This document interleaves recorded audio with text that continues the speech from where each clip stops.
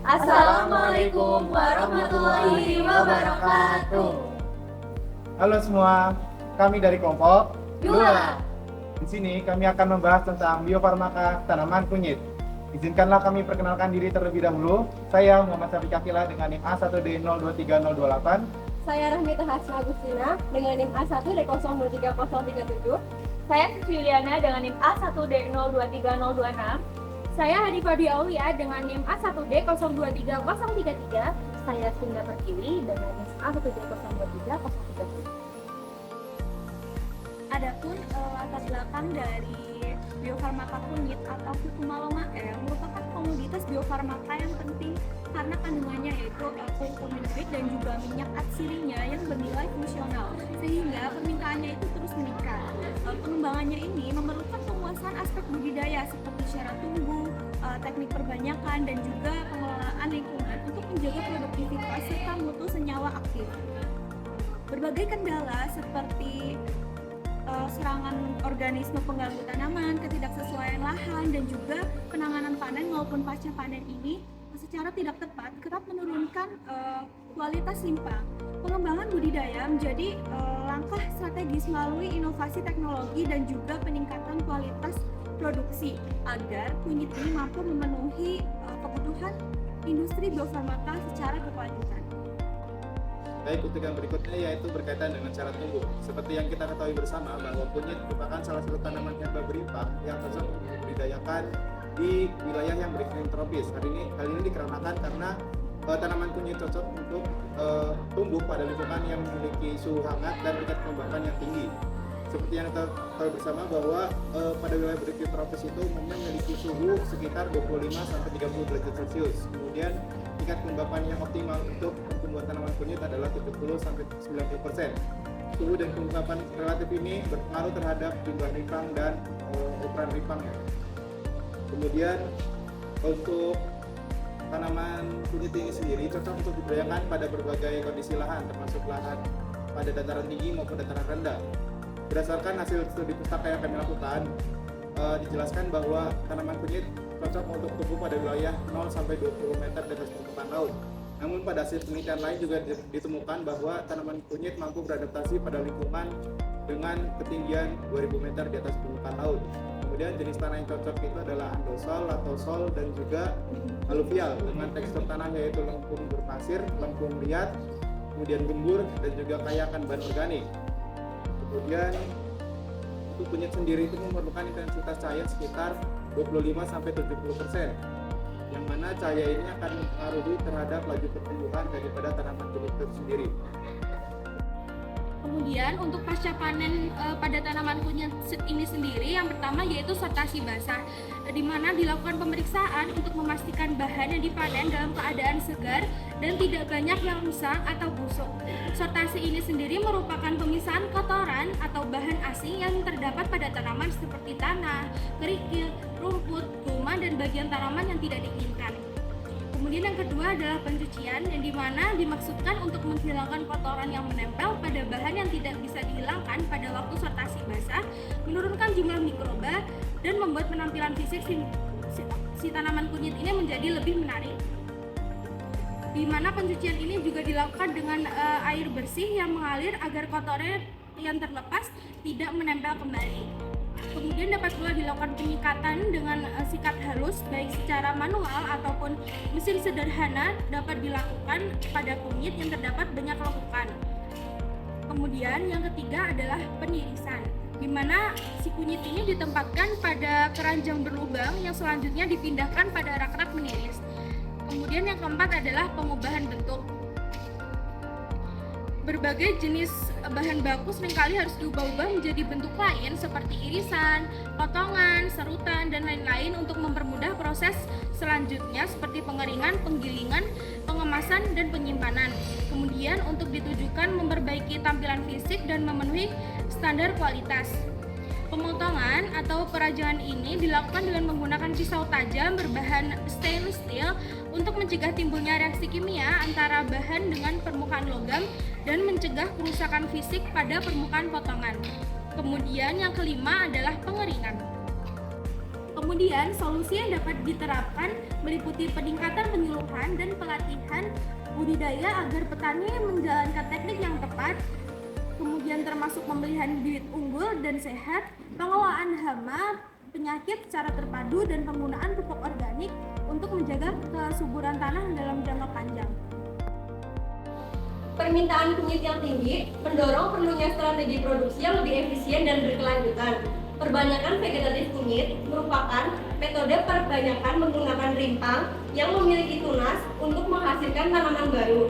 Metode ini sederhana, murah, dan mampu mempertahankan sifat genetik serta kualitas rimpang dari tanaman induk. Namun, teknik ini kurang efisien untuk produksi skala besar karena membutuhkan waktu lama untuk menghasilkan rimpang baru dan rentan terhadap penyakit tular tanah seperti busuk rimpang dan simpul akar yang dapat menghambat pertumbuhan tanaman. Selain itu, metode yang dapat digunakan yaitu kultur in vitro. Kultur in vitro kunyit mampu menghasilkan bibit dalam jumlah besar, cepat, bebas patogen, dan seragam karena dilakukan pada kondisi steril dan terkontrol. Namun, metode ini memiliki kekurangan, yaitu biaya awal yang tinggi, resiko kontaminasi, serta ketergantungan pada penggunaan CPT untuk memastikan eggplant dan dapat tumbuh dan berkembang secara optimal. Selain itu, perbanyakan secara generatif sangat jarang dilakukan karena banyak kultivar komersial bersifat steril atau memiliki kemampuan membentuk biji yang sangat rendah. Media tanam berperan penting dalam menentukan umur dan pertumbuhan kunyit, terutama pada budidaya dalam pot atau polybag. Media yang baik harus memiliki aerasi, drainase, dan kandungan hara yang seimbang untuk mendukung pertumbuhan akar dan penyerapan nutrisi. Menurut penelitian Al-Hafiz et al. 2023 menunjukkan bahwa kombinasi tanah dan kokopit memberikan hasil terbaik karena mampu menahan air dengan baik, menjaga kelembapan, serta meningkatkan efisiensi fotosintesis dan pertumbuhan vegetatif. Bahan lain seperti sekam padi dan arang sekam juga membantu memperbaiki porositas media dan mencegah genangan yang dapat memicu patogen tanah. Selanjutnya, teknik budidaya kunyit diawali dengan pemilihan rimpang yang sehat, kemudian direndam ZPT untuk memecah dormansi sebelum disemai. Persemaian dilakukan pada media gembur yang lembab dan memiliki aerasi baik. Kemudian, bibit dipindahkan ketika memiliki sekitar 5 helai daun. Perawatan mencakup penyiraman, penyiangan, serta pengendalian hama penyakit. Selain itu, pemupukan NPK menjadi komponen penting untuk meningkatkan pertumbuhan vegetatif dan pembentukan rimpang dengan nitrogen untuk daun, fosfor untuk akar, dan tunas rimpang, serta kalium untuk memperkuat jaringan tanaman dan meningkatkan kualitas hasil. Selanjutnya, terdapat peluang tentang pengembangan biofarmaka dalam skala lokal dan juga global. Untuk peluang pengembangan biofarmaka di tingkat lokal, parameter ini dapat memberdayakan masyarakat petani dengan pemanfaatan lahan yang sesuai, lalu dukungan pemerintah daerah, serta optimalisasi pemasaran untuk menekan penanganan kunyit. Selanjutnya, dalam tingkat global juga, permintaan pasar internasional ini menunjukkan tren peningkatan dengan nilai ekspor biofarmaka yang terus naik dari tahun ke tahun. Menurut ForestScienceConsulting.com, pada skala global, pasar obat herbal diperkirakan tumbuh signifikan dengan CAGR sekitar 9,8% hingga tahun 2030. Permintaan tanaman kunyit di Indonesia ini sangat tinggi, didorong oleh kebutuhan pasar domestik untuk memasak, obat tradisional, dan juga industri farmasi serta makanan kesehatan. Selanjutnya, terdapat tantangan pengembangan dari biofarmaka kunyit. Yang pertama, itu adalah pengetahuan dan pelatihan petani. Kunyit sendiri relatif mudah dibudidayakan, namun kurangnya pengetahuan petani sehingga banyaknya petani yang masih tidak paham untuk cara mengolah kunyit itu sendiri. Lalu faktor agroekologis, yaitu kondisi lingkungan seperti intensitas cahaya dan jenis tanah yang berbeda dapat mempengaruhi kandungan senyawa aktif kurkuminoid dalam rimpang kunyit. Lalu adanya ketidakstabilan iklim, di mana perubahan iklim yang menyebabkan ketidakstabilan cuaca dan musim tanam berdampak pada hasil panen dan kualitas rimpang kunyit. Lalu adanya keterbatasan sarana dan prasarana, di mana petani seringkali masih menggunakan peralatan seadanya dan menghadapi keterbatasan dalam akses pupuk atau sarana produksi lainnya. Selanjutnya, terdapat arah pengembangan biofarmaka kunyit di skala lokal. Yang pertama, perlu mengoptimalkan pemanfaatan lahan dan dukungan kebijakan daerah. Yang kedua, pelatihan sumber daya manusia seperti tenaga herbalis bersertifikat. Yang ketiga, pengembangan riset genetik. Dan yang keempat, integrasi agroteknologian ke dalam sistem industri dan kesehatan. Lalu di kancah global, Indonesia sendiri berpotensi menjadi pemilik industri tanaman obat, salah satunya kunyit, dengan kekayaan biodiversitas dan juga warisan budaya. Baik, selanjutnya terdapat strategi yang dapat dilakukan untuk meningkatkan kandungan senyawa fitokimia dari biofarmaka kunyit. Penelitian mengenai represi genetika pada tanaman kunyit ini berfokus pada analisis keragaman genetik, pemetaan genom, dan potensi peningkatan kadar kurkumin. Pertama, terdapat kultur jaringan in vitro, di mana teknik ini menggunakan kebanyakan mikrokunyit sebagai platform dasar untuk aplikasi rekayasa genetika seperti transformasi genetik.